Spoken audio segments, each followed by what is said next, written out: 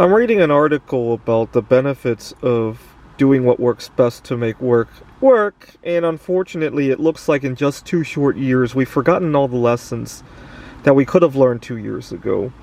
So the meme here is when the company you work for doesn't micromanage, so you take a 2-hour lunch, midday showers, and walks for your dumb mental health, so you crush 8 hours of work in 30 minutes. So this guy clearly does best when he gets some sunlight, gets showers, right? I would love to go out for a walk when the weather is nice, right?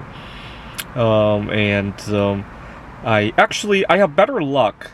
I do tutoring, and oftentimes when I talk to the kids, I have a whole lot better luck rescheduling with them. Hey, this is such a nice day.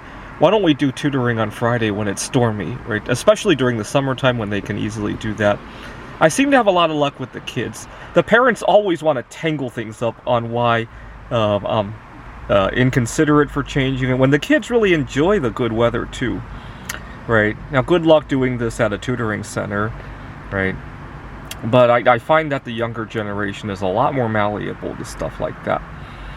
But it really goes beyond just the hours that you work. I mean, after all, it is good to be available.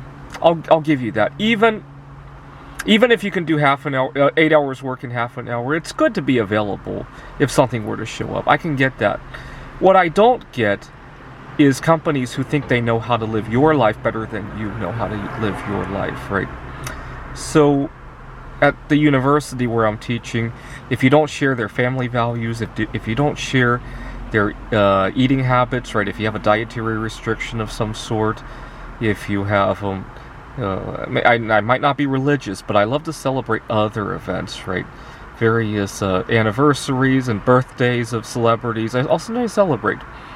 For example, June 4th was Polish Idol winner Alicia Janazzi's birthday, and I celebrated it by going on a 37-hour fast, because she turned 37 years old. I ended up doing a few more hours, if I remember correctly, and I mean, especially if it's fasting, you can't really hide the fact that you're fasting, right? Sooner or later, the topic of food is going to show itself in an office environment, right?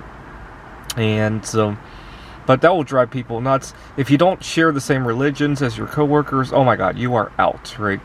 If you need some kind of interesting accommodation, like for example, I would love to install these UV lights where I work, but I know as soon as I bring it up, I'm going to have to field 1,000 questions about the benefits of it. And earlier today, I was trying to figure out a way to sneak into the office to install them without anybody being the wiser. And needless to say, if I could continue working from home and I didn't have to deal with those headaches, I could do a whole lot more work, right? After all, it did consume a lot of energy to think about how to handle these accommodations, right? How to handle scheduling so I can get my intermittent fasts when I need to, right? And it's just an unnecessary burden. Actually, today, I've been talking about how at the tutoring center where I work, space is very cramped, and I end up very exhausted at the end of the session because I have nowhere to set my books down, and having to stand and all that, and I wish furniture could be rearranged. Now, earlier today, we had a few students who were absent. We got a heat wave going on, and some of the kids are having difficulty with that. And so I ended up having an additional row of seats with nobody, and we moved some furniture.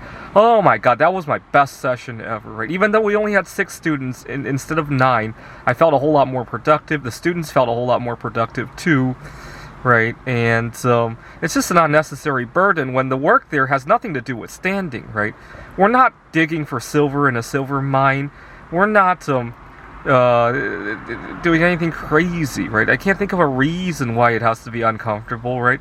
It's not like we're flying in a spaceship and extra space is going to add to the launch fuel, right? It's not. It's just that people are closed-minded. Oh, this is how we've done it for years and years and years. You're the first one to bring it up. Yes, I'm the first one to bring it up. There was a first person who discovered silver and gold, right? And we still use it, right? There's a first person who discovered how to make artificial UV lighting. That doesn't make it any less valuable, right?